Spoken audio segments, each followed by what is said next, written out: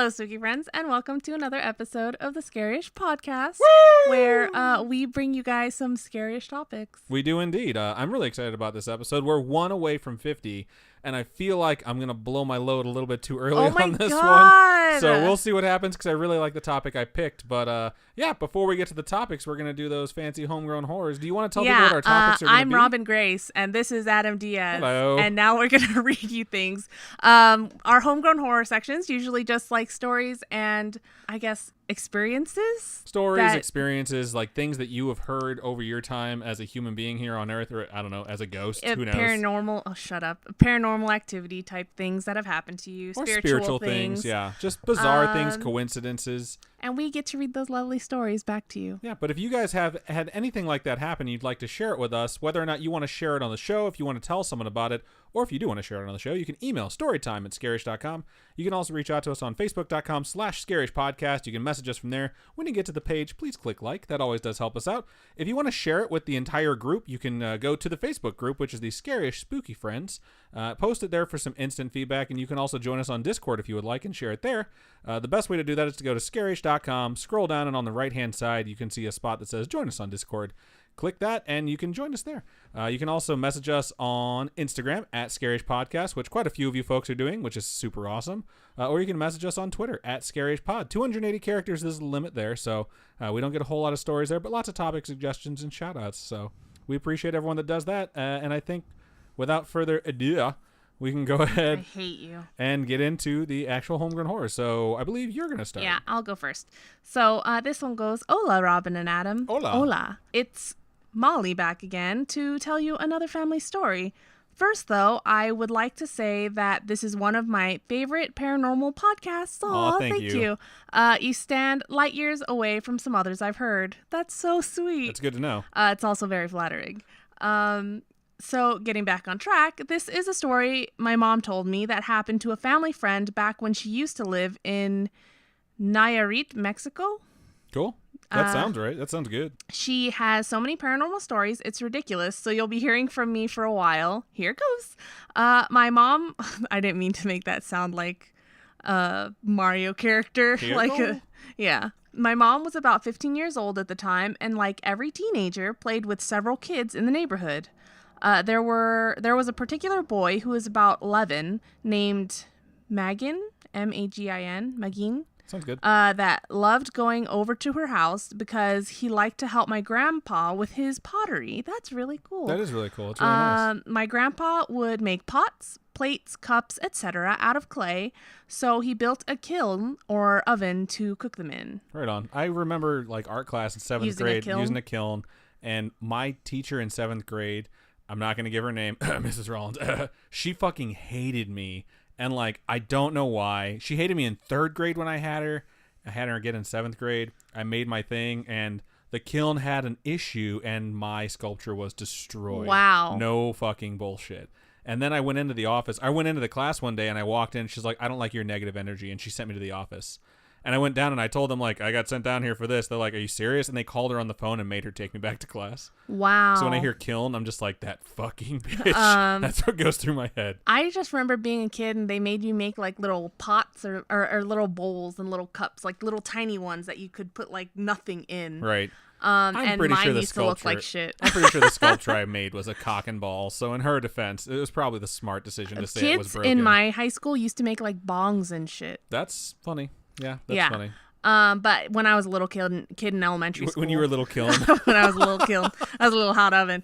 No, you're a little hot oven now. Shut up, you're so stupid. No, but when I was in elementary school, they just had us make like little clay bowls that were super tiny, maybe like I think I remember mine being like maybe 2 inches. Oh wow, big. Yeah, that's it was super tiny. We didn't make really big ones.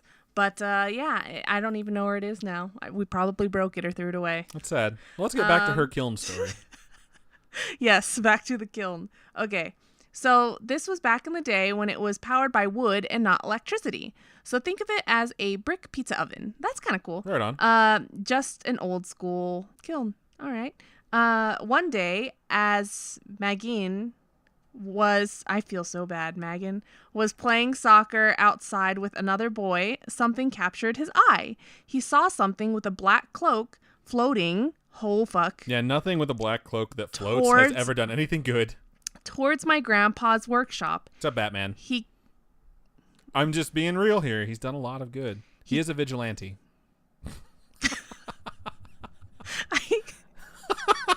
I hate you. I'm so tired. He kept staring in disbelief and asked the other boy if he sees what he sees. The other boy said no and kept kicking the ball. Nope. Magin saw the black floating figure go into the shop. He ran and followed it inside, and he said that the figure turned around to look at him, and he saw that it was a la muerte, or death. Right. Magin said that he went into my grandpa's oven. Into the oven? Yes, so Death walked into and he followed Death oven. into an oven. No, I'm sure he didn't follow him into the oven. By this time, my mom's dog was barking unceasingly at the oven. Magin ran to the house screaming. He yelled the grandpa's name, Don Chano. Death crawled into your oven. So he didn't go in the oven. He just went to go warn the guy. Like, yeah, yo, death is in your oven. I would go check that out. My grandpa and mom ran to the workshop and saw the dog barking and barking at the oven. My grandpa opened the oven and found nothing. Magin started crying and told him he wasn't lying and that it went into the oven. They brought him back in the house and calmed him down. Some time passed, and Magin was outside in the cornfield with his father. His dad was riding the tractor, cutting the corn. He reversed the tractor and didn't see him behind him. No, get the fuck out of here. He ran him over and crushed him. You cannot cover your mouth with your hands just because you're scared. This is an audio medium. He ran him over and crushed him. That's horrible. He passed away 2 weeks to the day that he saw La Muerte. Thank you guys for reading. Love the show. What a fucking ending. And your relationship goals. Oh, thank you. And thank you for sending in that story. That's really freaking intense. I didn't expect it to end that way. I'm not going to lie. So I figured it was just going to be like the kiln exploded or something came out. And I thought it had weird. to do with the kiln. Yeah. I didn't realize it was going to be like, whoa, watch out for that oven. Something's in there and I'm pretty sure it's death. And then you get run I thought it was going to be the grandpa. Yeah, that's oh super. My god, that's mind blowing. That's a twist ending. What a twist! Yeah, what a twist! Wow. So I guess I'll move on to mine. And mine goes like this. Its subject is homegrown horror, and it starts out like this. Hello, guys. Hello. Hello. My name is Eliud. I'm 19 years old, and I'm from a small town in Mexico called Valle Hermosa. I think I said that right. Which I actually sent a story like a month ago, but I actually want to ask you something. What do you think about death? In parentheses, I'm not sure if I spelled that correctly. You did. I mean reapers and that type of stuff, which is really weird because like these were the emails that were back to back. Yeah. So it's like this one being, and they're from completely different people. Anyways, on my personal opinion, I think of it as an old friend not to be scared of, just something or someone that's been there since we were born and is watching us all the time, every day of our lives. Until you get run over by a tractor. Jesus Christ. That's really creepy to think of it that way. I actually think that she, he, or whatever that thing is just cursed. Something or someone that has been with us our entire lives and that can create some kind of love and care to us when we're old, sick, or we have an accident or something. Like a tractor. Oh my god, this is like, what? It just wants to get to you and grab you, but the curse that she can't touch you or anything, or in other words, she kills everything she touches. That's a weird way to look at it too. Yeah. I've always thought about like death, if it was personified, like if they touch someone, they die. Yeah. Because I've seen that interpreted in movies a lot. And in parentheses, it says, yes, I assume death is a woman.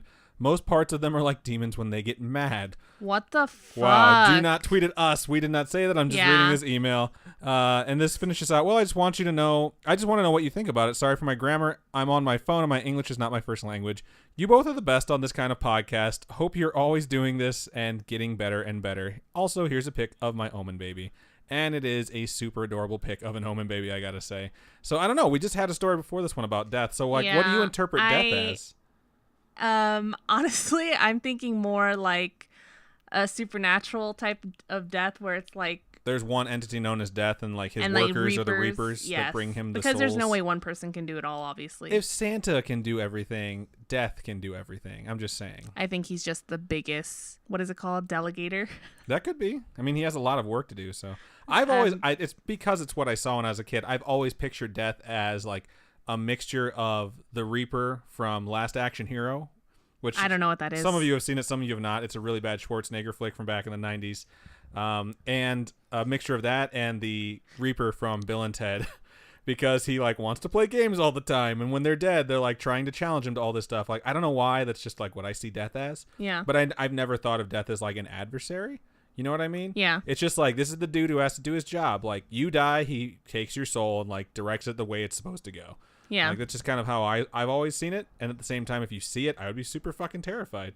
It's like that weird Korean drama that we watch where she can see the Reapers. So you know that that person's probably about to die, but it's not like they're doing something terrible. They're just doing their job. So you're looking around like I'm just making this up, but this is something that you've watched a bunch of. So yeah. Oh my ghost, I think. I don't remember. Right on. Well, thank everyone so much for sending us your emails. We'll get on to more of those for the Storytime episode later this week, which if you guys want to watch, it'll be, again, Wednesday at 6:30 p.m. Pacific Standard Time. And we hope to see you there, but we're going to move on into our topics for this episode. Cool. So I believe you were going first. So I did a thing again for Patreon where I put up a poll and had people help me pick what I was going to do this week. And so it looks like the two top topics were doing a cryptid or like a monster and then doing a haunted place. So I chose to do the cryptid legendary monster type thing. Right on. What'd you pick? Direction. And I chose to do the Bunyip.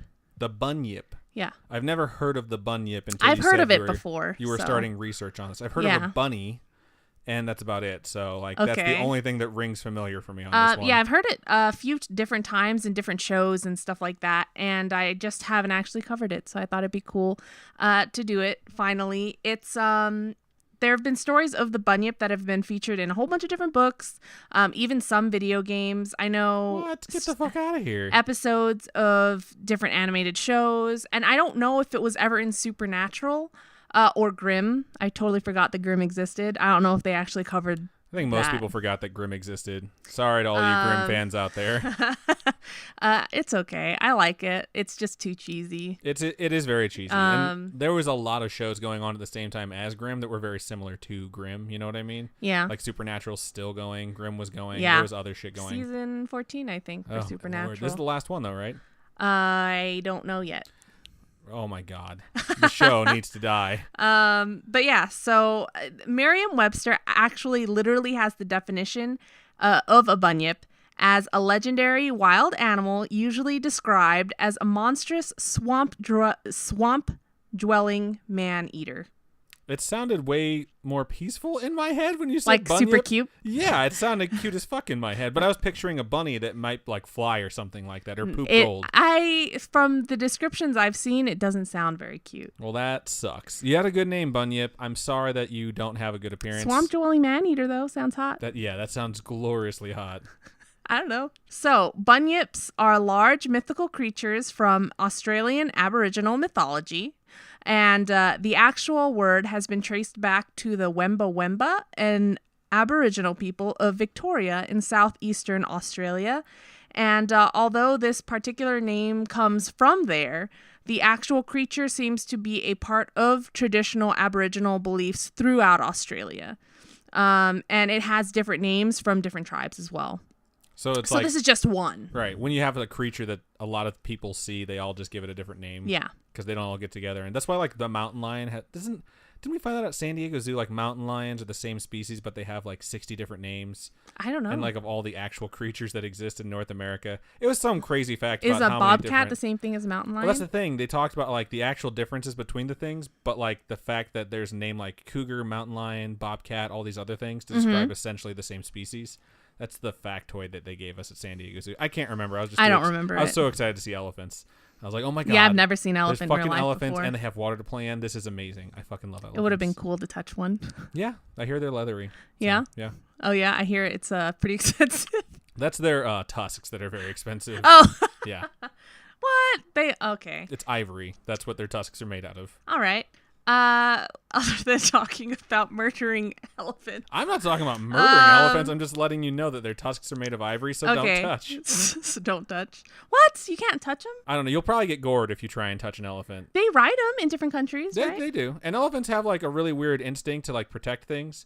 There's a really good video of a person who was like swimming across a river And there's like a younger Oh, elephant who yeah. sees him swimming across the river and just assumes he's drowning. And the elephant runs into the river and like swims to him to try and grab him and save him. Yeah. It's super adorable. I love Yeah, animals. it's Let's super keep going. cute. Tell me more about the bunyip. So, the term bunyip is usually translated to mean devil or evil spirit by modern day Aboriginal Australians, but apparently this translation doesn't coincide with an understanding of what it meant in the past.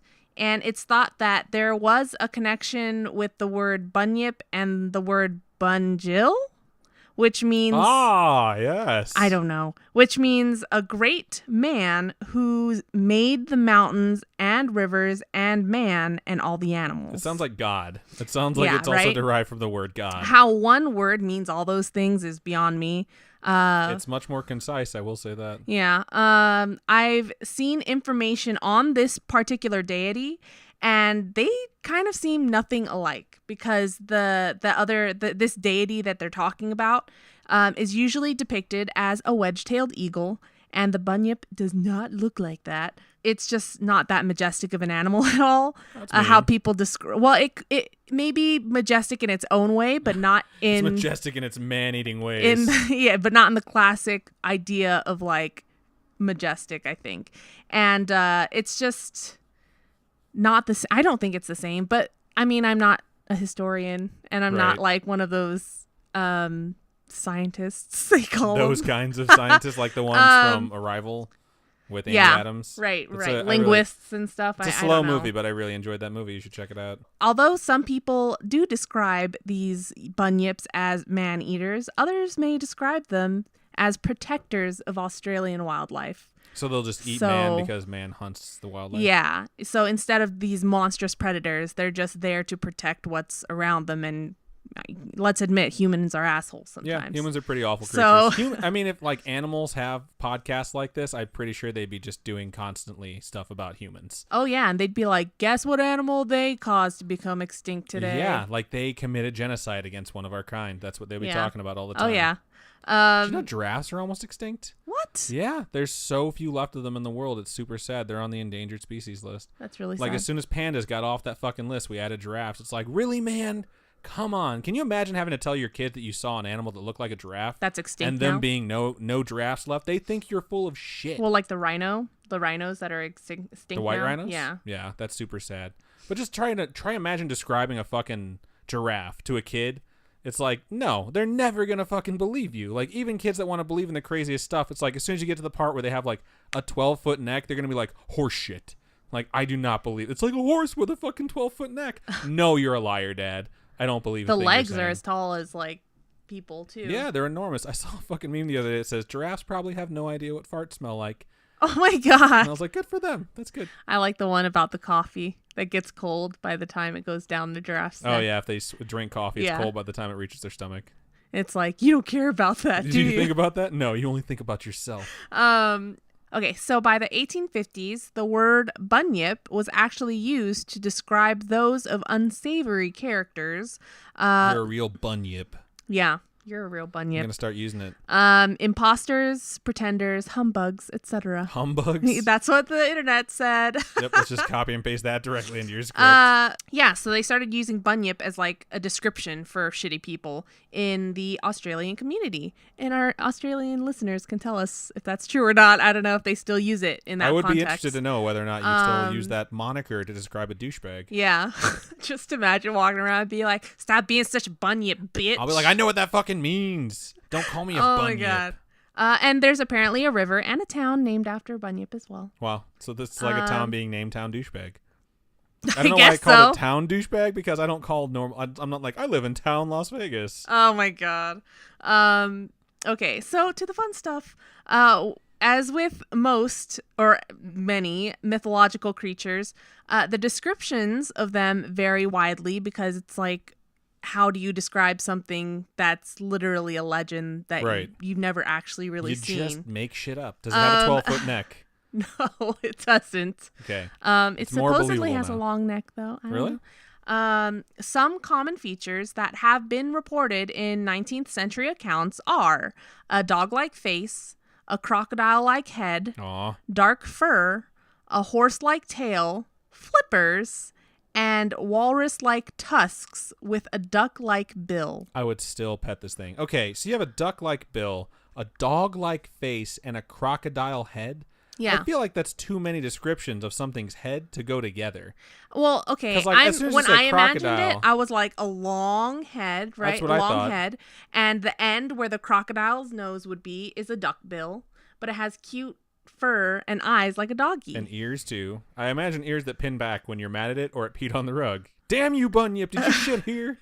What the? It's too big to fit in normal. I don't know. Maybe it's like no. Dogs aren't this size. Okay. Well, what are the Yes. dimensions on the Bunyip? So- I'll let you get to it. Either way, this thing sounds absolutely horrible. I'd pet it. I think it sounds adorable. Okay, whatever. It's like a platypus, I guess. Like it has these little flipper things, and then it has a bill with a beaver tail, but it's still ridiculously cute. And a crocodile face? That's just so weird. No, but a platypus. I know you're talking about a platypus, but I'm picturing this thing in my mind's eye right now. And a horse's tail, right? Yeah. So it just whips you in the face with it all the time? It whips its hair back and forth. Oh, wow. I hate Yeah, you. thanks. Yeah, well done. Okay. But yeah, so a man by the name of George French Angus took accounts of a quote unquote water spirit from the Murundi people of the Murray River around 1847, and they described the Bunyip as a whole bunch of different things, but that it mainly took the form of a huge starfish. What? I don't know. I was just like, that's random. So what happened to the crocodile? So here's one of those things where I wonder when I'm hearing about a creature that it can take the form of a starfish. Like, is what you just described prior to the starfish its like original form? Or is that just it deciding it's going to be a mishmash of different things? I don't since know. it can apparently shapeshift or take the form of other stuff. Could be anything. It's mythological. It's like, when does it get back to its blue skin like Mystique, you know? Because Mystique can be whatever she wants to be, but like Mystique's hot and blue Mystique skin. is really blue-skinned, you know? That's what I'm wondering about the Bunyip, So, a description of the creature in 1845 describes them as a creature that laid pale blue eggs of immense size and possessed deadly claws, and they had powerful hind legs, a brightly colored chest, and the head of an emu. What the fuck? And- These are all so very, very I know. different. If you guys have ever seen an emu, they look a Emu? bit terrifying. Is it emu or emu? Emu? Maybe it's an emu. I've always called it an emu, but I've always called them emus. But you've Okay. always said mage, and I've always said mage. ugh, gross. I just say it fancier, that's all. You say it wrong. No, I don't. So emus look like kind of scary. Like they're like goth birds, man. Goth birds? Yeah. Have you ever seen one? Yeah, I've seen one. Yeah. I don't know. They're kind of scary. I get emus and ostriches mixed up. So They're both giant birds. they're, as Kevin Hart calls them, man pigeons. Which Man pigeons? I feel is like a really good description. They're just giant looking birds. I'm afraid of ostriches too because they are huge. They are huge. They're And enormous. if you guys have never seen the size of an ostrich egg, it's like gigantic. Like just imagine making a deviled egg For our out of nerds out there an who ostrich egg. have never seen an ostrich, imagine like a chocobo if it looked like a vulture. I think that's the best way to describe an ostrich. That was super scary. They're just there, They intimidating. have. I mean, I've seen a black chocobo. They've designed those in Okay, game. I was gonna say you've seen a black chocobo in the wild. Fuck you, Robin. Okay. So, yeah, I don't know. They're just scary big birds, and like they could totally fuck you up if they wanted to. Right. An emu can go up to 30 miles per hour. I knew you were gonna give us random And facts about the creature An that it looks ostrich like. can go up to 40 miles per hour. Wow. So imagine if the How fast But- can chocobos go? She's headbutting her microphone now. imagine if the bunyip looked anything like these and ran as fast. How fucked up you'd get from It'd be them. super terrifying. It'd That's be for super sure. scary. But I wouldn't be afraid of it eating me. I'd be afraid of it murdering me. Not so much a man eater. So other reports say that the creature looks like a snake with a man with a beard. A snake with a man with a beard? That doesn't make Yeah. any sense. I don't know. That's A what I snake read. mixed with a man, I or a think snake man? When or... I read that, I was like, okay, maybe it has the body of a snake, with like those in World of Warcraft. The Naga. Yeah. Yeah, that's what I'm picturing too. That's but what I'm picturing. When it says a snake with a man, I'm thinking like, is it a man holding a snake? No, I think it's when I read it, I was imagining the body of a snake with the torso and head and arms and stuff of a man with a mean ass beard. Yeah, but I imagine them still being scaled. I'm picturing exactly the Naga from World of Warcraft right now, or just Warcraft in general. They were in Warcraft 3, Frozen Throne. Everyone knows that. Warcraft 3 Reforged. I'm so fucking excited. Okay. Either way, it sounds like an alien to me. It doesn't sound. I mean, it just doesn't sound normal.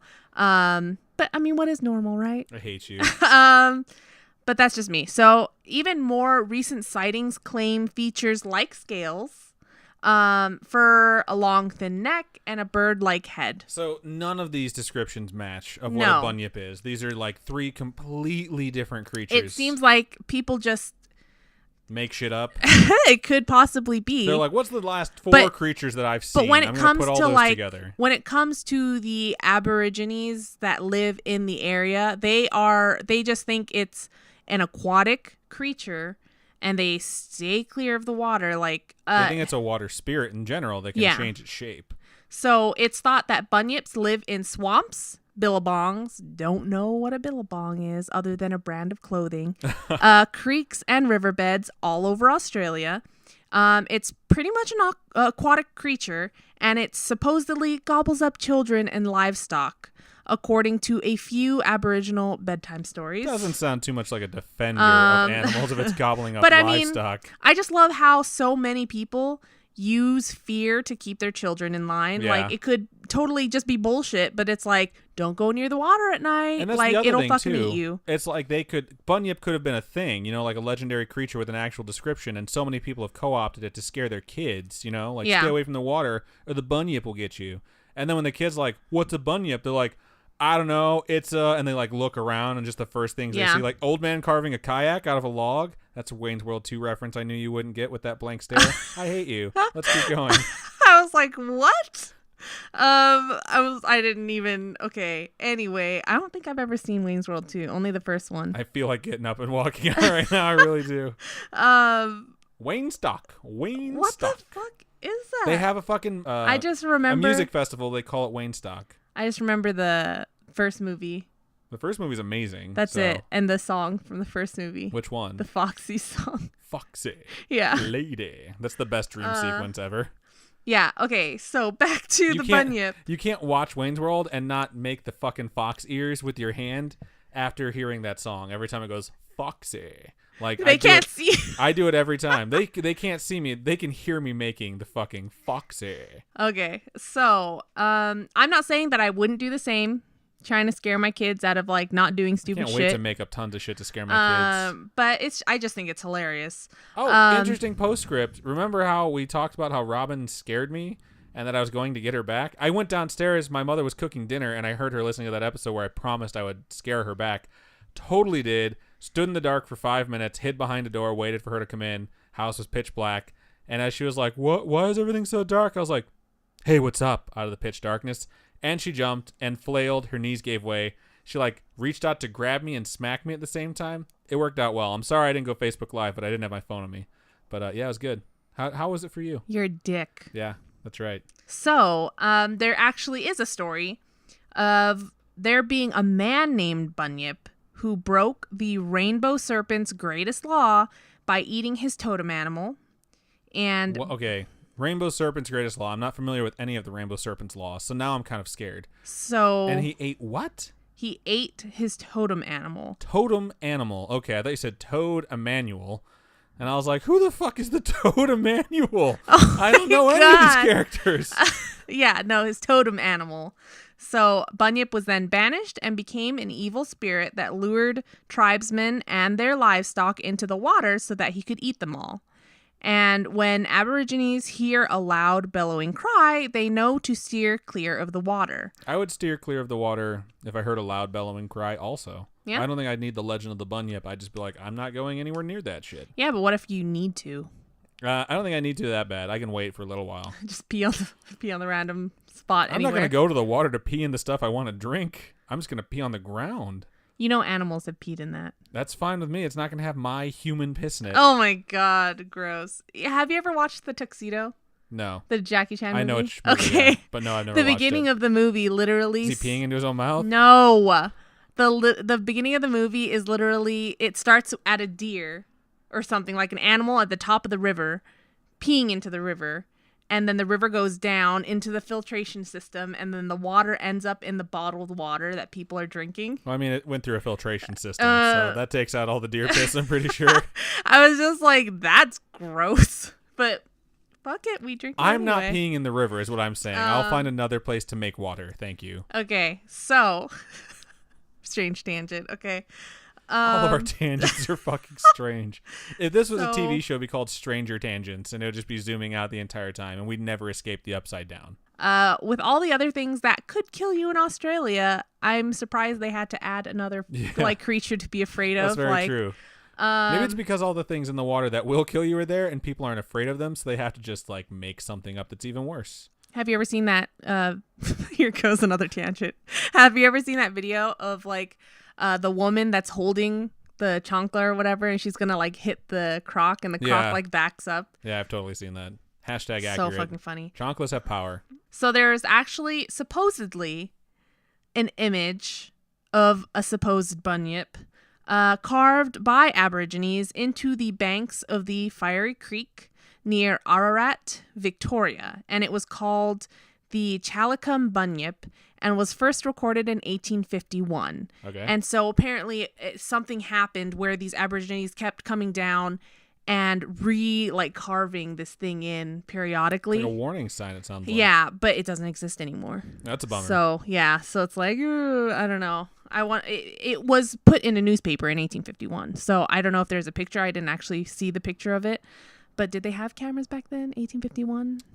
No, right? I don't know, actually. I know that it was around the time they were starting to get the cameras with the giant flash that took forever to develop. Yeah. But I don't know the date on that. I couldn't tell you. Yeah. We're not historians. Okay, so when the first European settlers started showing up in Australia, they totally bought into the legend of the bunyip wholeheartedly and thought that the bunyip was just an animal that they hadn't discovered yet. And so when they heard stories of the bunyip, they started thinking different animal calls that they weren't used to hearing were bunyip calls. And it could have been an actual animal, but they were just it's a bunyip. What I find funny, and you bring that up, and last time when I was telling everyone about the bloop and talking about giant squids and shit, is that we just assume anything we haven't discovered yet doesn't exist. And that's just so ignorant and so fucking stupid. You know what I mean?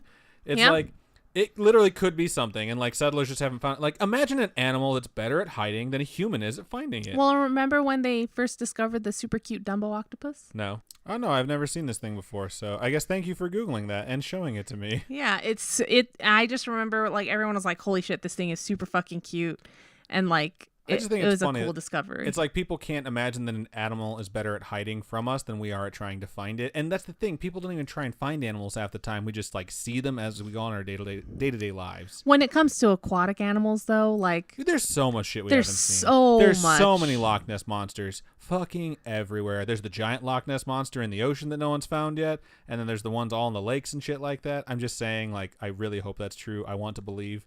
The truth is out there. Get the poster out. Trust no one. If anyone remembers when those ones came up, you knew that episode was about to be fucking lit. Really? Yeah, sometimes it'll say trust no one instead of the truth is out there. What? Yeah, it's when the plot's We gotta getting keep really watching. Thick. It's so convoluted though. It's so hard to follow. We gotta keep going. Okay. We're talking about X-Files for those of you who don't know. So. Yes. So in the 1840s and 1850s, sightings were reported in large numbers in the southeastern colonies of Victoria, New South Wales, and South Australia. And I'm totally going to admit that my knowledge of the territories of Australia come from mostly playing Risk. So I'm where are these places? There's Eastern Australia and Western Australia. That's all I really know. I am guilty of needing to learn more about different continents and countries. And this is true. Figuring out... you know way more about most of them than I do. So, but you're I less had no ignorant idea. than I am. Is okay. What I'm saying. So there. You do get Utah and Ohio mixed up though. So not anymore. Not anymore. Which one's above us? Utah. Yay! I should put. I'm gonna put in some celebratory music right now. Fuck you. Bum, bum, bum, bum, bum, bum, bum, bum, bum. Okay, so there have been numerous attempts to try to understand and explain the origins of the Bunyip over the past 150 years, and many people have tried to debunk the entity as something other than just a mythical creature, which is totally understandable. I think that's something that we as human beings just try to do with everything. Fact or fiction. Yeah. You just want to know whether or not something's true, or it's based on truth, or is 100% bullshit. There is nothing wrong with that instinct. In 1933, Charles Fenner proposed that bunyips were just seals that had made their way up the Murray and Darling rivers. That would And explain the appearance of a dog, because seals are adorable. Well, They're he- the puppies of the sea. he pointed out that the physical attributes of seals and how they could be mistaken as the creature of legend, and how you how you could possibly confuse an adorable seal for a crocodile dog with a horsetail is beyond me. And the duckbill. Don't forget the duckbill. It's just mind blowing. Just saying. But I would believe the it's a bird theory way before I believe it's seals. I agree. And if we're talking about the land of Australia, and as our Australian listeners have let us know, it's like it's a place that in many ways, shapes, and forms tries to kill you if you live there. So you would imagine that whatever creatures do exist there would have the most dangerous features. Right. Not things like floppy dog ears and duck bills and horses' tails. I imagine like a scorpion's tail and, I don't know, lasers for eyes. You're so dumb. I would be scared if it had a scorpion tail. Fuck yeah, you would be. Yeah. Everything with a scorpion tail Scorpions is freak me scarier. out. I'm a Scorpio and scorpions freak me out. That's hilarious. Yeah. I'm just like checking myself now. I like everything. Like when you hear about spiders and you think there's a spider Well, my on you. sister sent me a picture I of don't want to hear this. Oh my god. Okay. Oh, I guess you have to talk about it. This is our podcast. God damn it. my sister sent me a picture of a scorpion she'd captured that she had put in Tupperware. She's like, I flipped the Tupperware on top of it and now I don't know what to do. And now I own a scorpion. Knock on wood. I I'm thought it was literally really funny. knocking on wood back here. I have not seen a scorpion since I moved out to We Nevada. need to do some pest control Yeah. since winter's coming. Now that we've spoken about these things, most of the bugs die in winter, so we oh don't yeah? need to worry about it Don't too they much. start coming inside though? No, they don't. Oh. They just start dying. I mean, like they'll come inside for a little while, but like as the temperature in the outdoors drops, I used to say that back when I lived back in like the Midwest. Like the best thing about winter is all the mosquitoes and all the fucking bugs die because they're not around to bother you anymore because it's super fucking cold and nothing can live out there. A Dr. George Bennett of the Australian Museum put forth in 1871 that bunyips are extensions of extinct Australian marsupials. Okay, I can see that. And marsupials are creatures like kangaroos and koalas, usually animals that have pouches they carry their babies in. Yeah, that's the those are definition of marsupials. marsupial. Yeah, but not everyone knows what Also, a the fucking marsupial opossum is a marsupial. Yeah. Don't know if you knew that. Yes, I did. Cool. There you go. Marsupial Corner with Robin and Adam. Jesus.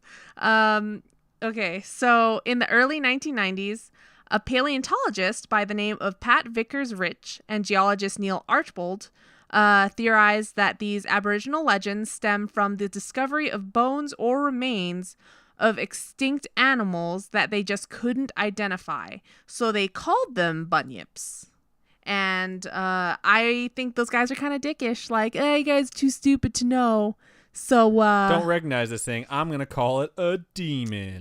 It's just like... That episode of Simpsons where they find the fossil of an angel. Have you ever seen that episode? No. It's so good. And then like people are trying to What? theorize what it could be. And Lisa's like, it could be a person that had two big fish bite its arms and then laid down and died. Oh. And like they show a cartoon of it and it's so fucking funny. And like, yeah, I guess it would make it look like that. And then it turns out that it's just a advertising thing for like the local supermarket that's about to open. Like Wow. heavenly savings. Wow. Spoiler alert for that episode of The Simpsons that was out 20 years ago. Okay. Hope you guys have seen it. But yeah, I'm just like, that's the fact that they think, no, this creature's not real. They're just idiots for not knowing better. It's Right. like, maybe they are real, Pat. I'd like to Or, take a moment. like, Wow. You're not part of the cool club, Neil. I'd like to take a moment to give a shout out to Bixby on everyone's phones because hopefully whatever Robin What the said that fuck? triggered Bixby on her phone, it has been recording her thing and it was the largest chat bubble I've ever seen on a phone screen before. It got the full length of the screen before it reset down to tiny. So hopefully it didn't happen to your phone also. But yeah, so it's just so dumb. I was just so irritated when I read that. Like, that's fucked up. Anyway, one of the earliest accounts of this large aquatic animal was in 1818 when Hamilton Hume and James Meehan came across large bones at Lake Bathurst in New South Wales. Shout out. Why is that a shout out? I don't know. I saw it when I was doing some research today. I saw New South Wales okay. also. At the time of the discovery, it wasn't automatically labeled as a bunyip, but was described instead as a hippopotamus or a manatee. And so you can kind of see how big the bunyips are said to be or thought to be, the size of like hippos. Huge. Yeah, that's very large. So both of these are large aquatic animals if you live under a rock and don't know what either of these things are. Despite this, scholars that heard about the discovery couldn't help but think of the monster that was described in Aboriginal lore because everybody wants to put it to something. You know what I mean? Yeah. I don't know. When you find something new, I understand the idea. Like, can we attribute this to anything we've heard of before, whether it's like historical fact or like local lore? Yeah. You know what I mean? So if you can match those things up, but when you have a creature that everyone describes as completely fucking different, it's going to be really hard for you to figure out, like, this is the actual thing. The Philosophical Society of Australia offered to fund a further investigation of the lake where Hume found the skeleton, but he declined to go back and search for anything. Because why, right? Because he's probably full of shit. In 1830, an even bigger discovery was made of fossilized bones of a quadruped much larger than an ox or buffalo. And George Rankin was the bushman, someone who lives and works in the Australian bush. I appreciate that. Which is like a dense forested area. I appreciate that explanation because I definitely thought of something else. Yep, I know. That's why I had to bring it up. I think it's Zumbo's Just Desserts. Shut the fuck up. There's a lot of Australian bush on that show. Stop! Okay. Then a British anatomist... Stop! I was like, this is some bush. Sir Richard Owen came by like, nah, dog, it's a marsupial. Then locals were like, yo, the natives in these parts say that there was a big animal that lived in these waters. So then they were like, bunyip. Must be a bunyip. I want to make a pun, but I haven't found one yet. A punyip? Oh, I hate you. Fucking crushed it. It was right there, too. Just like those Australian bush. In 1845... In 1845, a discovery of fossils was made near Geelong, and it was announced to be the discovery of a new animal. It was immediately labeled a bunyip by a man who was able to draw the bunyip without hesitation. And stemming from this particular discovery, accounts of attacks and killings by the bunyip came to the forefront. Holy shit. So this is where the man-eater part comes in. Bunyip stories began to start showing up in newspapers. Wow. In 1845. So... She's shrugging for those of you who weren't watching. Sorry. So I feel like maybe they were just starting to solidify, like, this is what a bunyip looks like. And more people are like, oh, like, I know someone who was attacked or killed by something that looked like that. But because no one, like, knows what the hell it is, we didn't really report it to anyone. In 1846, a skull was found on the banks of the Murrumbidgee River. Good. Near Balranald, New South Wales. All our Australian listeners are going to be like, you go fuck yourself. Yeah, this is atrocious. So it was found on the banks of this river by a settler, and it was initially thought that the skull had unknown origins. The person who found it said that all the natives called it a bunyip. And by 1847, experts, quote unquote experts, were saying that it was a deformed skull of a foal or calf. The skull was placed in the Australian Museum in Sydney for only 2 days. And people like came and wanted to check it out. Well, yeah, you'd want to see this thing. Yeah. But what happened after 2 days? I don't know. They didn't say. Some sources say that it mysteriously was stolen. Men in Black. They time traveled. They flashy thinged everyone. Not everyone, obviously, because we're telling a story. And then they made off with the skull. There are numerous other accounts as well, but I guess that these were the big ones that I kept seeing everywhere. Right on. So, but that's the bunyip. Australian listeners, let us know if you've heard of the bunyip and what context you've heard it in. And I'm also... And other little juicy tidbits about it. I'm really curious to hear what the descriptions, if anyone out there in Australia that's listening, the description of the bunyip as you've heard it before we read it on this show. And if it matches any of like the 16 descriptions that have been given. It's like, it's not a starfish, it's a jellyfish. I will just bang my head on this desk until I die. So right on. That was really good. We can't really nail down what to do if you see a bunyip because we don't know what it looks like. No, just stay away from the water. Yeah, pretty sure you're going to die. So just stay away from the water in Australia. And I think that's a good lesson for just about everyone. Cool. Right on. I like everywhere. Just stay out of the water. No, I said everyone in Australia. Oh, okay. Stay out of the water in Australia for everyone. Cool. So I'm going to move on to mine. I haven't told you. It's Jaws. I hate you. I haven't told you what I'm doing yet, except like when I told you like before the show, and you, I'm sure, immediately forgot about it. But Something this week, about devils. Rebels? No. So this week, like Robin has already talked about, she let the patrons pick her topic. And although she had mentioned this to me earlier in the week, she totally did not ask the wonderful patrons to pick a topic for me as well. So I decided that I would take the topic that had the second most votes. Oh, cool. So before I get to my story, for next week's topic, I'm going to be posting a few options for you wonderful listeners to pick from, but I'm going to post it on the Facebook group so you guys don't have to be a patron in order to vote for it. That way we can have some people outside of the patron club vote for us every now and then you guys can get an idea of like how frequently this does happen for patrons. In fact, if you're listening to this, that poll should have gone up by now because I'm going to put it up on Tuesday. So go check that out. But this week, the topic that had the second most votes was a haunted place, I believe. And I almost wanted to do a cryptid as well, so the lizard men is going to have to wait for a different week. I'll have that up as a topic. The ones like the lizard men that live inside the earth? No, the South Carolina lizard man, the specific one. I'll have that up as a one that you guys can pick. I've never heard of a race of lizard men living inside the earth. Have you never before. watched Doctor Who? What the fuck? Are they called the lizard men, or do they have a specific name for their race? They have a specific name. I'm sure our listeners will let us know. But anyways, I'm going to be covering the Hellfire Club. So first and foremost, no, you weren't. I am not covering the Hellfire Club from the Marvel Universe. What? That's a thing? That is a thing. It was in X-Men First Class. For those of you who have seen that movie, it's also in a bunch of fucking comic books. And second, I think it's odd that I had to put that in here because as of the day we were recording, Stan Lee died today. Yeah, I'm super very sad. Shout out to Stan Lee. Rest in peace. And I guess it's a nice overlap. So I'll go ahead and just say I'm going to dedicate this to him, even though he probably wouldn't have listened to this anyways. That's cute. So there are quite a few Hellfire Clubs throughout history, and most of them are not really good. And I say good in the sense of like good and evil, like not in the idea of like they're fun clubs to be in. They're just not great things. So there are actually many Hellfire Clubs that have spawned since the original was created by a guy named Philip, who was the Duke of Wharton in 1718.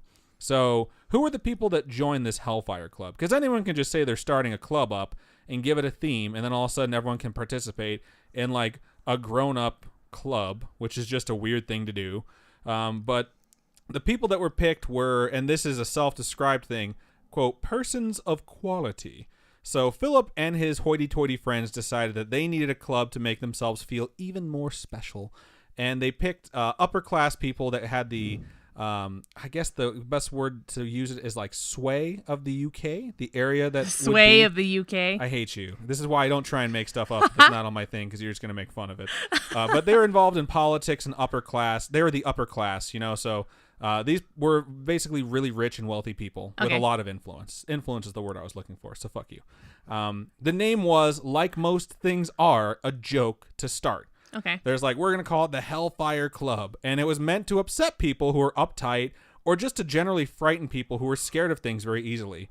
And to make this whole thing even better, the title that was bestowed upon the Hellfire Club president was the moniker of, quote, the devil. Shut up. Totally true. And again, there wasn't any original sort of devil worshipping. This was all just kind of a fucking joke. It was a way for like really rich people to like thumb their nose at authority and religion and be like, we don't really buy into it, and we're going to have a club where we don't have to worry about being judged by anyone else because everyone is going to be of the same mindset, but we're also going to just do a lot of shit that is very offensive to religious people because fuck them, because they were rich, and that's kind of what they wanted to do. So one thing of note is, although this club was a lot of rich and powerful people, and it was just like a side project for this guy who created it, out of boredom, it was at 1718, and this club admitted and treated women as equals. Wow. Which is not fucking common for 1718. It's not fucking common for 2018. So this is 300 years ago, and I have to say that. That's fucking sad and pathetic. But let's keep going. I don't want to get off on a whole tangent about how women should be equals. But what did they do during these meetings? Well, stupid shit. Shocker, right? They'd have some sort of mock religious ceremonies. No one would really take anything too seriously. They'd all have like food that were themed after religion. This is no bullshit. They had food like, quote, Holy Ghost pie, which sounds amazing. It would be better if it was cake. Custard pie sounds so good. Breast of Venus, which I'm imagining is like chicken breasts. Devil's loin, which sounds delicious. And of course, Hellfire Punch, because no party's complete without Hellfire Punch, which had to have booze in it. I can't imagine Hellfire Punch not having booze in it. I'm just imagining like those Mike and Ike's, what are they called? The cinnamon ones. Yeah, I'm Hot imagining like something. A cinnamon flavored boozy drink. But anyways, I don't have a recipe, but maybe I'll make one up and say that this was it. Ooh, that would be cute. But the members is it going to be cute? I don't know. I would try and make it delicious for you guys. It would definitely have Fireball in it, for sure. But the members would come in cosplay. No fucking joke. And you would ask, what show are they cosplaying? Naruto? Cells at Work? No, idiots. That stuff wasn't around for another 4 or 5 years. We're talking about 17, 18. I was like 4 or 5 years. What the fuck? They'd come in cosplay of the most popular manga of their time, the Bible. No bullshit. They would come in costumes of Bible characters. I'm putting that in air quotes because I know some people might be offended. Like, those aren't characters. But, like, they'd come dressed up like people from the Bible. And this is not bullshit. So this was, like, a good time for them for a few years. And then in 1721, so 3 years later, George the First, or as Philip called him... I'm just imagining everyone coming in as Jesus. Yeah, pretty much. They'd be like, ugh, 6 Jesuses again? It's like going to a Halloween party and everyone comes dressed as the Crow. It's like, fucking get over it, guys. We all know you're trying to hook up. And yes, I'm totally quoting an episode of South Park right now. Okay, I was like, it is true. Who dresses up like the Crow anymore? Philip called George the First Captain Buzzkill because he made a bill outlawing, quote, horrid impieties, which was basically the bill that was like, this is a big fuck you to Philip's secret club. What? And they're just going to make it where you can't shit all over religion. Like, that's just not going to be allowed anymore. So they disbanded. They're like, well, I guess never mind. So they fucking just split up the Hellfire Club. But everyone had heard about it. Like, this wasn't just something where a few people heard about it. They passed a bill to make it go away because they were so offended. So the common public knew about it. Other rich people who weren't invited knew about it. The Hellfire Club was something that people knew about. And like lots of things, the Hellfire Club didn't die just because the original Hellfire Club had disbanded it. People would eventually take up the mantle of the Hellfire Club and move forward with it. And you know what happens when people who weren't part of the original try to recreate it? They get it wrong. They always get it wrong. They try and do it like in the spirit or in the memory or in the original intention of what was originally created. And anytime you try and say something like, this is what the first of these people would have actually wanted, you're just wrong. You're doing whatever you want or whatever you thought they would want moving forward. And in almost every situation this happens in, you fuck it up, whether intentionally or unintentionally. And like I said, when this club started, it was a joke to shock people. So what kind of people would keep the Hellfire Club going? The people who thought that what they were actually doing was the things that they heard. The things that the political opponents of these rich people would say, like, this is what the Hellfire Club does. They're Satan worshipers. Their leader's called the devil. And the people that heard this were like, fuck, we got to get in on that shit. And because they weren't invited when it shut down, they're like, we're going to keep this shit going. And while some clubs would spring back up, representing the original idea of it being a joke, many sprung up that didn't get that joke. They took it fucking seriously because people are, in all cases, stupid. Like, people are dumb. They really are, especially in large groups. And the one in particular I'm going to talk about gathered in a lodge built on Mount Pelier Hill near Dublin, Ireland. And this place was built in 1725, so 4 years after the Hellfire Club disbanded. And this is also, again, almost 300 years ago. And this dude named William Conley built it as a hunting lodge. His family would go hunt. They'd return to the lodge. It would be out. It's on this big hill in the middle of fucking nowhere, basically. It's made out of stone. It's not made out of sticks or anything like that. It's completely made out of stone. And it really looks like a place you would think is haunted. Like, if you Google this and you look at it, you'd look at that and be like, that place definitely has some demons in it. So, really? That said, it also is kind of cool because it is a giant stone structure and it's really nice. I don't know. I shouldn't say nice, but it's like, it's really well done inside. And being made out of stone, it's just something that you don't see every day. So sometimes places like that have like moss overgrowing on it or foliage. Yeah. And it just has a specific look to it. So some of you might be asking, Adam, like, what was there before that lodge, right? Well, probably none of you are asking that, but I'm going to answer that question anyways because it's important. I was going to guess, like, is it a cemetery? No. Well, we'll get there. So there was what's known as a cairn there, C-A-I-R-N.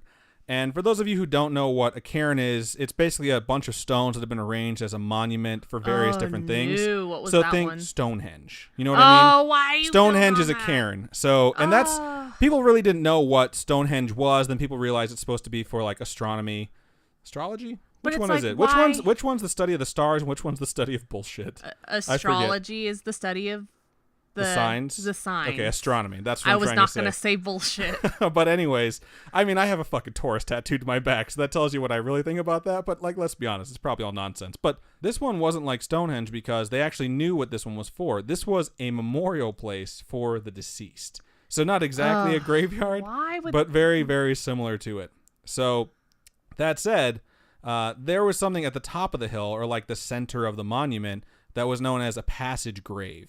So think giant rocks stacked on top of each other with a narrow passage between them. Sometimes they can be even more elaborate, but this is like a lot of rock. So I know what you're thinking. There's a lot of rock there. And you're thinking what Conley was thinking. Hey, those are some pretty good rocks.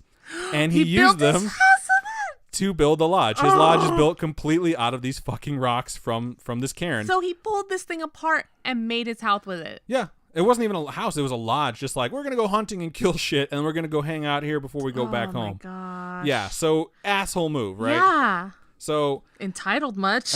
What's so funny about it is, like, it didn't sit well with anyone, like, immediately, including Satan. What? So at least that's what, like, the locals thought, because shortly after Conley completed construction, a very severe storm struck the area, and the main thing that was damaged was his lodge, his brand new lodge, had the fucking roof ripped off of it.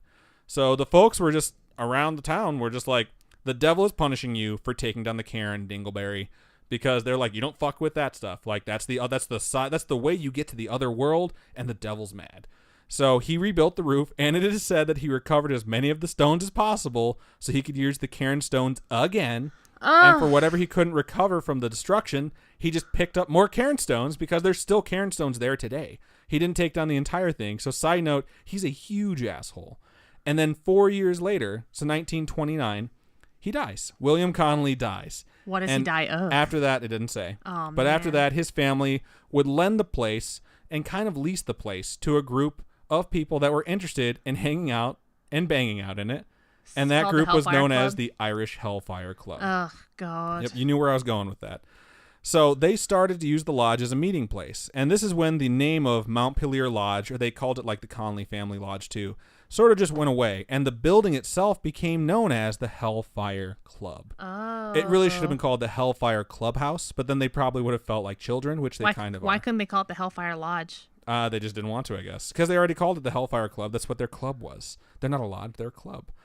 So were these like town locals, like with a little bit of coin, looking for a way to gather with each other and like cast off the oppression that had kept them down? No. Again, it was a bunch of rich people, which is just fucking mind-blowing. Like a lot of the people that took this up were really, really wealthy people with influence who just decided that they wanted to have like another thing that made them elite. And they were fucking pricks. This group were fucking pricks, like a lot of them. And they would gather around other people with similar means and a similar mindset, then do terrible shit. Because, like, why be good people? Why have a club about helping people? This Hellfire Club was not about that.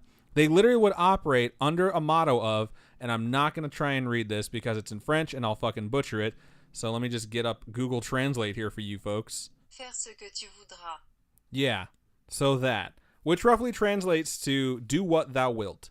Or if you want me to translate it a bit further, it literally means do what you want. So the Hellfire Club is operating on this general principle of do what you want. And for a bunch of people who have really shitty mindsets, that's not a good thing. And that phrase might actually sound familiar. One, it's a Celine Dion song, apparently. What? Yeah, when I Googled this to figure out what the fuck it meant, it just brought up a Celine Dion video. I was like, no.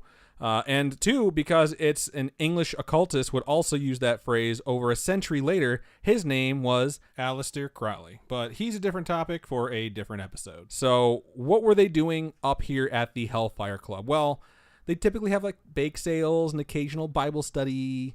And like on the really wild nights, they play Boggle or Super Mario Brothers. So not really. I'm just kidding. But BT Dubs, that's a deep cut Ghostbusters 2 reference. 10 cool points to anyone who got that. I know Garrett did. Hugs and kisses. So no, I'm kidding. They didn't do any of that shit. Maybe like other Hellfire clubs weren't exactly the same because they had actually followed the fact that it was a joke starting out. But the guys doing this stuff in Dublin, Ireland weren't that kind. So one thing that would be expected from a secret clubhouse for adults is essentially that they would drink a lot. And have sex a lot. And they had a reputation for being drunks, especially at this thing. But let's be real, we're talking about Ireland. If they weren't drunks, things would be more suspicious. So what else? And they were also known to dabble in the orgy scene that Robin's talking about. But hey, it's a big group of people getting together to get smashed, and a bunch of them following a credo, oh wow, of do what you want.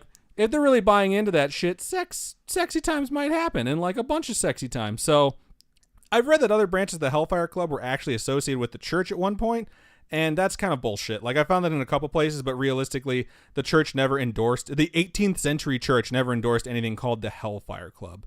And these folks couldn't either. So locals claimed that the meetings would turn from just general debauchery into something a tad more nefarious. And this leads us to the first story I have about the Hellfire Club. And I found it repeated multiple times on the internet, so you know that it is 100% true. So the Hellfire Club would also have nights where they didn't get straight to the fucking and would do other things. And one of those things in particular was poker. And on one dark and particularly stormy night, I hate you, the Hellfire Club was having a poker night. And while these folks were playing, a stranger entered the building. Now, the club was exclusive, but they wouldn't necessarily turn away a newcomer. To some, they might be a source of entertainment. So think of dinner for schmucks. Okay. Where you bring a person in and you just fuck with them a bunch until you want them to leave. To others, they might prove useful in future endeavors where basically a sacrificial lamb might be needed. So someone wandering in That's fucked up. would serve a purpose. But on poker night, a newcomer meant what a newcomer means to most poker nights. Money. It meant some easy money if they didn't know what they were doing. And as a side note, I love poker, and poker used to be very good to me. I haven't played in many years, but my favorite thing I've ever heard about poker is this. Poker is like sex. Everyone thinks they're an expert, but most people don't know what they're doing. And that's so true of both things. So as the stranger entered, everyone that's in there from the Hellfire Club was hoping he was one of the latter and not one of the former. So he sat down and began to play. Now, I can't find any information in any versions of the story about whether or not this stranger was any good, but they say he had an imposing presence, and the individuals at the table with him began to feel very uncomfortable, which means he was probably really good. So at one point, one of the folks at the table dropped one of their cards, and it landed next to the stranger. So they leaned down to pick it up, and they noticed something peculiar under the table. The stranger had a very odd set of shoes. Did I say shoes? Were they hooves? I meant feet. His feet weren't feet. They were cloven hooves. You called it. So I figured you were going to celebrate, but you're just staring at me blankly. Called it. Apparently it was you. And after noticing this, the player sat up and just looked at the stranger, who was staring directly back at him. Because now he knew that he knew. So the room became tense. That would be an understatement. But the others at the table noticed the prolonged exchange and began to worry. And they asked their friend what was going on. And the player told them, "Yo, dogs, this motherfucker has hooves instead of feet." To which the stranger responded by bursting into flames and disappearing before their eyes. So after some shit like this, that's got to be a wrap on the old Hellfire Club and the Haunted Clubhouse, right? Wrong. It said that they began to gather and have black masses. So basically they're because they met the devil and they're like, I guess we're going to have to do shit. I don't know. Obviously this is stories and I can't 100% confirm that the devil gave them a visit, but a black mass is essentially a ceremony where they can get together like a mass at church, but instead of doing all the worshiping of Jesus, they're giving shout outs to the devil. So what better place to do that than a place that already has his eye and he's apparently fucking visited. So during these black masses, locals even said that the club would engage in animal sacrifice. God dang it. But here's the thing about secret societies. They don't really let anyone know what they're doing. So the local folks noticed these telltale signs of something being wrong, but no one could ever confirm anything at the time. Until one particular night. Now, the details of what happened this night are different depending on which story you hear and which one you believe. So one story says that the club decided to up their game. And instead of sacrificing animals, they decided that they want to go to the next tier. And they were going to do a human. They were going to sacrifice a human. But they decided while they were at it, they should be even more horrible. So instead of picking someone that they just decided was a perfect sacrifice, they decided to pick someone who they determined to be less than human. And they decided to pick someone of a diminutive stature, which was a dwarf. Oh, no. So they essentially kidnapped this poor human being and Ugh. took him to the Hellfire Club to perform their first human sacrifice. That's so horrible. But something went wrong. And it's not known exactly what happened, but from everything I can gather, they were successful in the murder of this poor human. And during that ceremony, something else happened, and that something is confirmed and recorded. The Hellfire Club burned the fuck down. So the thing that's disputed about is whether or not this was the night that they murdered this guy. Okay. So in that fire, multiple members of the Hellfire Club were killed. As a side note, Not all of good, them, though. fuck them. No, it's just some, not all. So one of the other versions of this story is that the human sacrifice was actually on a different night and had gone off without a hitch. They murdered this guy. Everything was gravy. Oh, and the wow. owner of the lodge, William Connolly's son, decided that these people were fucked up and they wouldn't renew the lease with them and told them to get the fuck out. And so they burned it down. So in retaliation, they burned the place to the ground. Another story says that a member known as, quote, Burnchapel, the guy's nickname is Burnchapel Whaley, had something to do with it. During one of their get-togethers, another member who was of lower standing in the club accidentally spilled their drink on his coat. And Burnchapel Whaley was upset by this, and as this other guy was a lower standing than him, he punished him. And he poured brandy over his head and lit him on fire. That's fucked. What is known is that this place, once known as Mount Pelier Lodge, burned down and was uninhabitable. There's another version that says they just set fire to it because they thought it would look cooler. I mean, So that's stupid. really fucking dumb, and that's definitely a possibility for this group of this people. place But is made of stone, though. yeah, and so it fucked it all up. You know, you have to really have a fire roaring to burn down like a stone Yeah. domicile. But you figure at this point, these folks would have been like, okay, guys, that's a wrap. We've gotten carried away. You know what happened after the murder, and now our friends are dead. On top of that, our clubhouse is gone. But that's not what happened. These fucking people decided they needed to keep the party going, and they found another place known as Killicky Stewart's house, which was nearby. Okay. And that became their new clubhouse. It's a 2-story house. It's just like a normal residence that's really nice, and that was going to be their new place to be. But even crazy-ass people have a breaking point, and the club burning down and their friends dying seemed to be it for a lot of them. So their attendance began to dwindle. I believe it. But the days of like harmless drunken orgies, those days were gone. And maybe booze is still there, but anyone looking for a good fucking was going elsewhere at this point. Oh my god. And this particular chapter, so to speak, of the Hellfire Club had chosen a mascot. The mascot of the Hellfire Club here was that of a black cat. Ooh. And one of the stories, I mean, you know, because it's like witchy, right? Yeah. So one of the stories of the activities performed by the remaining members when they moved locations was that of multiple members capturing a stray black cat. They then doused it in whiskey and set it on fire. That's fucked, And dude. the cat ran away in an attempt to save its own life and was last seen running across the mountainside with its fur still on fire. And this That's isn't fucked, the man. only story of them doing some shit like this to a black cat. And I'm telling you guys this for a reason, and I'll get there. So it said that at some point a priest came to their new location. And I find it a bit dubious that a holy man would come to this place, but perhaps he sought to spread the good word, or maybe he just wanted to tell them to grow the fuck up, or maybe he was thinking they were still an orgy having club and wanted to get in on that. But when he arrived, he found the members performing a bizarre ritual. And while he didn't recognize what the hell was going on, he recognized two things in nature in particular. Okay. One is that it was demonic, and two was that they were performing it on an actual animal, a black cat. So he rushed in and snatched the animal from them like, fuck you guys, and started reciting a prayer, and he basically performed a makeshift exorcism. And it said that he was successful, and upon completion, he was able to release a demon from this cat that these people had been trying to summon into the cat. What? And when they released it, he realized he wasn't holding a cat. He was holding the body of a cat because they had killed the cat and tried to put a demon inside it. Side note, fuck these people. So why would I tell you this? Well, Killicky Stewart's house is also said to be haunted. Big fucking shocker. The most frequent thing seen here is A black cat? an enormous black cat with fiery red eyes. Gosh. There was a house nearby that was renovated in the 1960s, so 250 years later, and the workers all complained of bizarre activity happening nearby at the house next door, which is this fucking house. Okay. And they all stated that they kept seeing a giant demonic black cat. And they were freaked the fuck out That's by crazy. it. So this is 250 years later, so clearly like this place's reputation still exists, or whatever Right. happened there still has echoes that are still reverberating through time. So the club would fizzle out as time went on. And folks would stop coming because, let's be honest, this shit's really fucked up.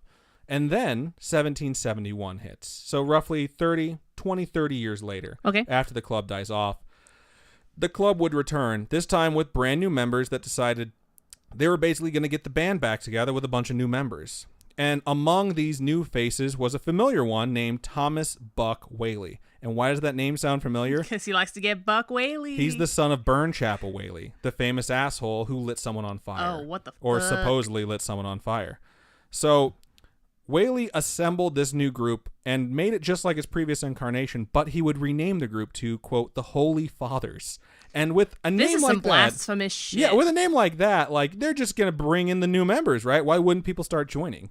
So with the new group name, they set out to find a location and settle on a place known as, you guessed it, Mount Pelier Lodge, which they renovated and made habitable again because they wanted to do their nefarious shit in the place that everything started at. So not much is written about this new incarnation, but what is said is that eventually this group also got carried away. It was supposedly around for 30 years, and at one point they decided they wanted to dabble in the same dark shit their predecessors had, and they plotted a black mass and a sacrifice like those who were there before them, and they targeted a local girl who was the daughter of a farmer. They kidnapped her. They brought her back for their black mass, and at that black mass, they carried out their plan. And for those of you who are slightly squeamish, this isn't that bad. Just skip ahead about 30 seconds. So they performed the black mass, they sacrificed the girl, they murdered her, and then they ate her. What? Fucking gross, right? Like, what? So you skeptics out there are probably saying that's almost certainly bullshit. And that's definitely what I said when I read that. And what's interesting here is there was a girl who had gone missing. That is documented. There's a girl who went missing and no one could figure out, like, what the fuck happened to her. So obviously if there's a club around that used to be the Hellfire Club, people might say, like, they probably kidnapped her, you know? Yeah. And you can imagine a story going from kidnap to murder to something as crazy as maybe they ate her. And supposedly this is where the story comes from. Buck Whaley realized the error of his ways because things were so fucked up with this Hellfire Club. Did he admit it? And he confessed his sins. Oh, and he told man. people that this is what had happened to her. And it said that story of what happened to her doesn't come from speculating townsfolk, but from him coming clean, which is fucking crazy. That's insane. Hey, we both got man-eaters in our stories. Yeah, we do. He died in 1800. So he died at the turn of the century, and that would be the end of the Irish Hellfire Club. Or I hope so. I mean, that's what it says on the internet, that they basically disbanded and never got back together. So this is the part where I usually wrap things up, and it usually winds down so we can bring people down. But I got to tell you, the stuff that I'm going to leave you with is the stuff that actually gave me the chicken cold chill skin, whatever. And just a little bit above everything. Remember how I said in the 60s those workers saw that cat? Well, that's not the only thing that happened in contemporary times that show that this place is still really fucking creepy. So in 1971, the Steward's house, the backup clubhouse, had some work done by a local plumber. And while this guy was doing his job, he wound up digging up a small skeleton that was in the home. Like under the floorboards of the person they killed. And the local authorities were called in, and they were able to determine that they weren't able to identify the remains because they were very old, but the size of the bones and the skeleton led them to believe it was that of a child or a dwarf. That's fucked, man. And then if you're hoping to go to Stewart's house, I can tell you it was a restaurant for like 10 years. It started in the 90s before it closed in like 2001, but it's not a restaurant anymore. What is it now? It's a home. Someone fucking lives there. It's a private residence. No joke. 100% true. So if you're going to go there, be careful because that's where someone lives now. So just saying, like, don't go uninvited. And to finish this whole thing out, what about the place where this all started, Mount Pelier Lodge? Well, it passed through a few families before landing with one that would eventually go bankrupt. And when that happened, it became owned by the state and still is. And it's kept up by a commercial forestry business that basically maintains the land for the state. So it's just there. You know, no one lives in it. It's just there. And behind the lodge, you can still see what is left of the cairn that Connolly dismantled to build the place, because there's still quite a bit of it, but it's nothing like it once was. That's insane, man. Yeah. And then... Oh, no. In 2016, so 2 years ago, there was an excavation that was performed. Oh, they're going to find bodies. Beneath the lodge and the old ruins of the cairn. So they dug down, and what they found under there was another enormous passage grave. Remember I described that? Yeah. As an arrangement of stones that spirits can pass through to get to the next world, and usually it's like multiple stones linked together to form a small passage. Sometimes they're small, and sometimes they're not. And what was discovered under this was compared in size to another location in Ireland. So how large is this passage grave? It is 250 feet in diameter, or 76 meters. And in places, it's up to 40 feet or 12 meters tall. How did they find this underground? There must have been an opening underground, or maybe there was like a slope that got covered over by something, and they realized like the circumference of this thing like enveloped the site that's on top of it. And maybe when that happened, they rebuilt it on the top. They don't know. But this thing is basically built on top of an enormous passage grave that is estimated to be roughly 5,000 years old. Shut up. Yeah. So if you don't think this place is creepy, the facts that surround this place are fucking terrifying. Not to mention the stories that come from the locals about what happened there. And it's still there. So that's what I have for the Hellfire Club. I would have left it there too. I wouldn't have touched it. I would have been like, oh, wow. So yeah, I don't want to tear this down because I don't want to make anyone mad. No, but I'm yeah. certainly not going to fucking live here. And then 2 years ago, they found more shit. Almost fucking 300 years later, they're like, oh yeah, there's another huge, super ancient fucking gathering of stones for spirits to pass to the next world. That's insane, man. Yeah, so super, super creepy shit.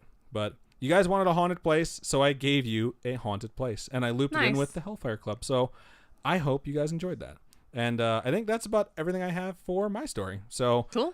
We're just going to move into the sign-out stuff. So I just want to thank everyone again that sent us their stories. And if you guys want to send in your homegrown horrors, you can email storytime@scarish.com. You can also go to facebook.com/scarishpodcast and message us there. If you go there, please like the page. We appreciate that. Also, join the Scarish Spooky Friends group. Even if you don't want to share your story, it's fun. We share tons of memes. We talk in the group. It's really fun stuff. You can also join our Discord. You can go to scarish.com. On the right-hand side, if you scroll down, you'll see something that says, join us on Discord. Click that. You can also go to scarish.com to listen to the episodes. We release them every Tuesday. Sometimes the site takes a little while to update, but it will get there. But it's a good spot to go to for information about us, and you can see different stuff like that. And then you can also tweet us at ScarishPod or message us on Instagram at ScarishPodcast, which a lot of you have done, and we really appreciate it. And follow us on all those social medias because that really does help us out. And quick shout out to everyone who went and gave us reviews or ratings on iTunes. So guys, go up there, leave a review, leave a rating if you haven't yet. It really helps us out. It does not take that long. Okay, if you guys want to be huge supporters of us, we do have a Patreon, patreon.com/scarishpodcast. We have a whole bunch of different tiers on there. Early access, the polls, exclusive polls are on there. We're going to give you guys a taste of that with Facebook this week, but then it's going to go back to Patreon only for a while. So yeah, and you guys get to tell us what to do for as little as $1 a month. No, $3. Is it $3? Yes. For as little as $3 a month. And then we do little special tidbits that Adam had for Halloween, the whole Raven thing. Yeah, we're gonna start doing those more often for Patreon exclusively for Patreon. I'm tired. We're very tired. We're both pretty sick, so we're just powering through the end of this. And then Ko-fi.com, ko-fi.com/Scarish Podcast are one-time donations, and all those donations will help us upgrade our studio setup. We're working on backlighting, and then we get to upgrade the camera, and I am super excited to do that. One last time, I want to thank everyone that came out and watched us on our live shows. We appreciate that. If you folks want to do that, Wednesdays at 6:30 p.m. Pacific Standard Time, we record on twitch.tv/Scarish Podcast or youtube.com/Scarish. So that's the best place to watch us if you want to watch us record Storytime Live. Yeah. And we have a little treat at the end of every episode where we do a little bit of a giveaway. So for those of you who have joined us before, you know exactly what I'm talking about. And for those of you who don't, maybe you should just come out, check it out. Sounds good. It's a fun time. So all right. I think that's just about everything we have for you folks. So thank you so much one more time for listening. And I'll let you do the sign out, Robin. Cool. Keep on creeping on, and we'll see you guys next week. Oh, we'll see you guys later this weekend. Bye.